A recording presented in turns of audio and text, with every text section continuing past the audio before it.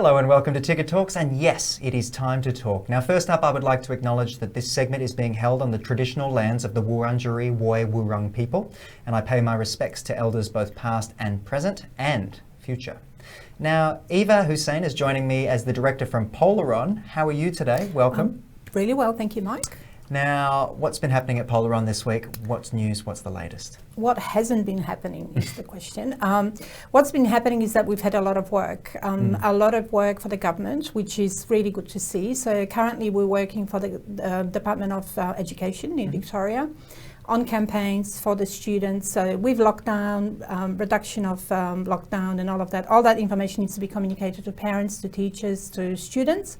So that's what's been happening. Fantastic, isn't that? And is that part of a broader translation project that you guys are working on at the moment? Yeah, so those translations get done into between 52 and 32 languages. So you can imagine that there's dozens and dozens of people behind the scenes.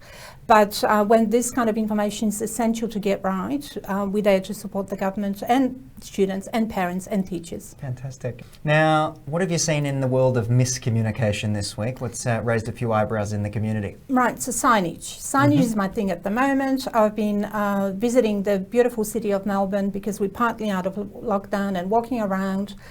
And, science interests me. And I've been looking into the science of signage, which is really quite interesting in that, I didn't know this, but there are different things that work with your brain. For example, stick figures or particular fonts or capital letters.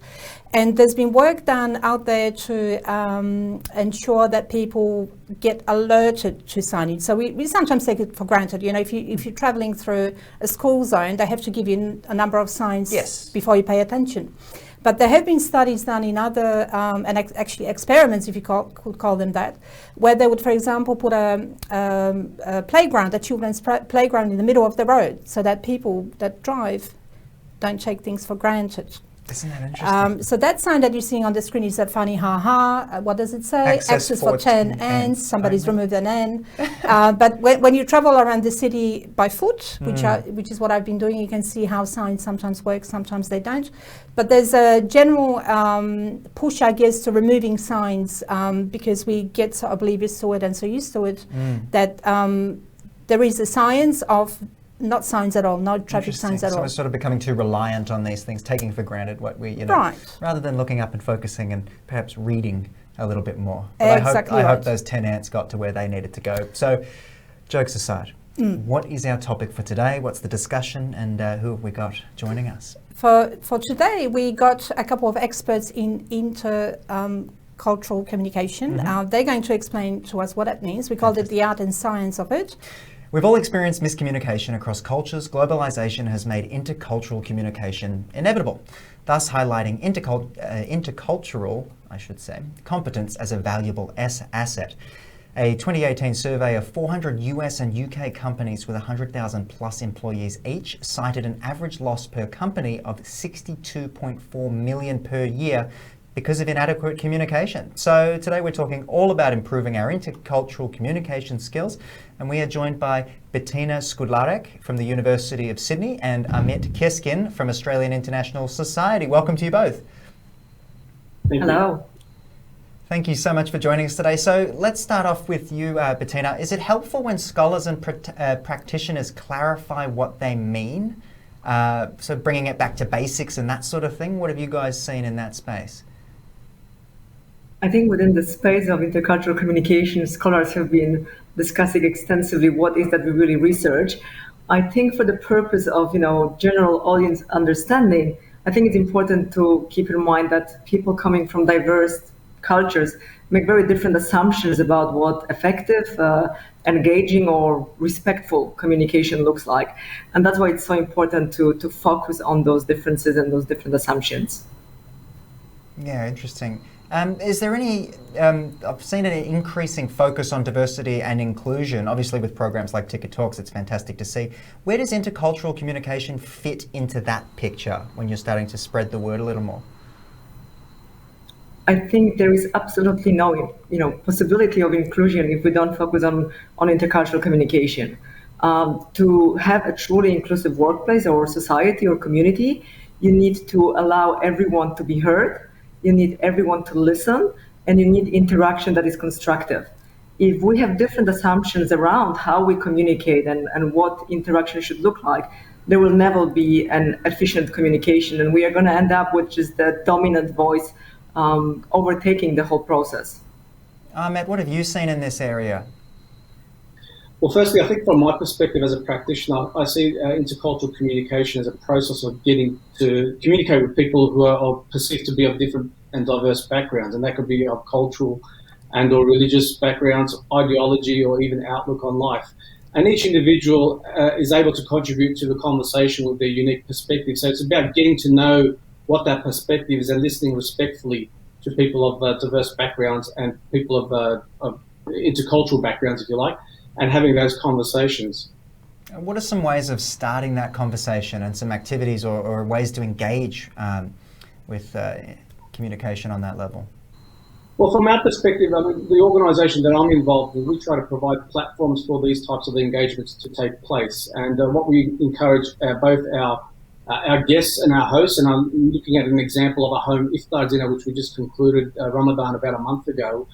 We respectfully send out invitations to people who haven't had that experience or who have had that experience would like to come again and be engaged with people of diversity, get to know them at a more personal level, because it is an enriching experience in the sense that you get to know more about the broader society that you live in, but you also get to evaluate your own values, your perceptions, your beliefs, your attitudes, and at times you may even assess where they are compared to where others are and see it as a means for maybe even improving yourself to get the better self of yourself out there.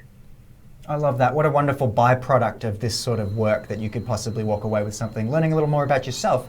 Now, Betina, back to you. Is it really worth investing in cross-cultural communication and investing, I suppose, financially, emotionally, what are the benefits? What are the things we need to know? Absolutely. I mean, you just mentioned yourself the financial consequences of lack of intercultural communication. I mean, at the end of the day, communication is the absolute grounding of every single process within the company or within a community or in our household. So whether it's strategizing or execution, it's all about communication. And if we can't communicate effectively, we are never going to deliver together and productive outcome. What are some examples, and I'll open it up to everyone here, what are some examples of good intercultural communication that you guys have seen out there in the world that have actually made positive changes? Again, I could look at the experience of those home iftar dinners, and I've found that when people do come in and have those conversations, we get to see that there are more commonalities than there are our differences. So, like Betina said, listening respectfully and seeking an intent to understand the person opposite you is a great way to help improve the belonging and the community harmony that we're all trying to achieve. So that's one example that I think that helps people feel that they are part of a greater society, and in some ways even opens up pathways for people within that, whether it be that household or within that community, to see that there is a future here, to see that they can reach the heights that they would like to reach and try to be the person that they would like to see and help inspire others to follow through in their footsteps. Betina, have there been any positive examples that you've seen that have really shined through in your line of work? Absolutely. I think, in the corporate context, what we really get to see is that innovation cannot come from, 10 brains that are identical. We need diversity to be creative. We need that differences in opinions and different solutions to problems. But to, come together to a conclusion, to a solution that's going to work for everyone, we need constructive communication. So many businesses invest a lot in a whole process of not only how to bring diversity together, but how to moderate the exchange of information so that it's not the most talkative, the loudest person that takes over and presents what the outcome of the problem or of the conversation is.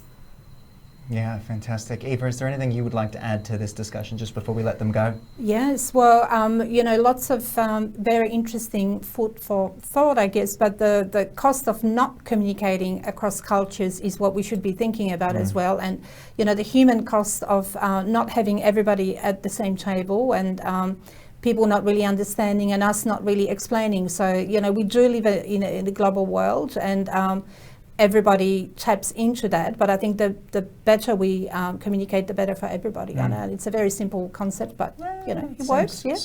It seems simple. Should be simple. Ahmet and Betina, I'd like to thank you both for joining us on the program today and sharing your insight with Eva and myself and our audience. So thanks to you. Thank you. No worries. All right. Let's run through a bit of a summary of what we just discussed there, because there was a lot to go through, considering, we've only got so much time to speak about it. What are some of the things that you want our audience to walk away with, I suppose? Okay, so look, the few things that both Betina and Ahmet said really resonated with me. And one is that, look, let's talk about building bridges rather than what divides us. I think when you sit with a person or people face to face, it's much harder to be nasty and miscommunicate when you do it online. Yeah. So some of the initiatives that Ahmet spoke about, and I have been to the iftar dinner, is you sit around the table and share food. There's nothing more organic and better than doing that. And also in the academia, I think it's been proven that intercultural communication works. What we need to do now is look at not ticking boxes, but genuinely, sincerely helping people communicate, as a whole, whether it's on an individual level or a business. I think it's something that we all need to invest in. And that sincerity is very key. I think that's a really important thing to take away. Well, thank you again for coming in. And thank you. Another episode of Ticket Talks. Now, if you have any questions about how to reach your multicultural audiences, get in touch with the team at Polaron. Contact details are on the screen. I'm Mike Loader. That was Eva Hussein. And thanks to Polaron, there's Ticket Talks for today, and we will see you again soon. All the best.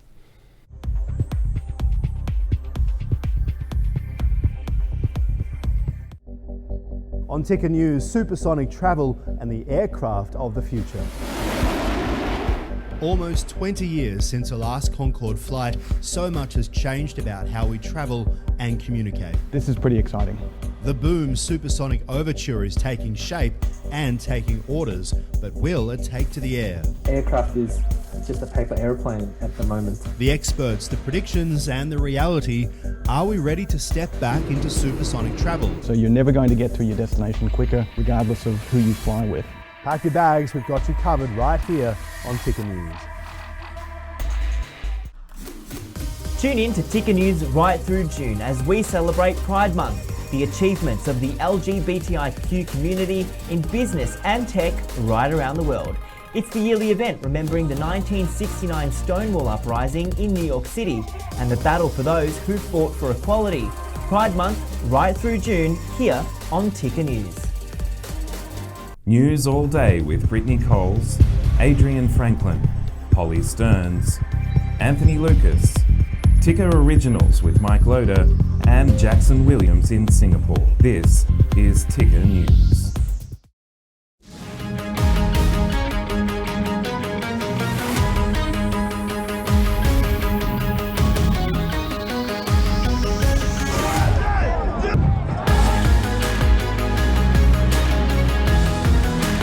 Global news and how it intersects with business.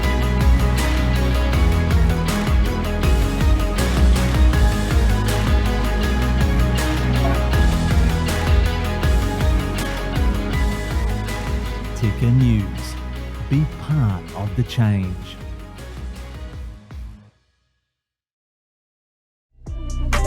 Ticker News broadcast live from Clubco at the Quadrant in Singapore's financial district. Now back to Ticker News.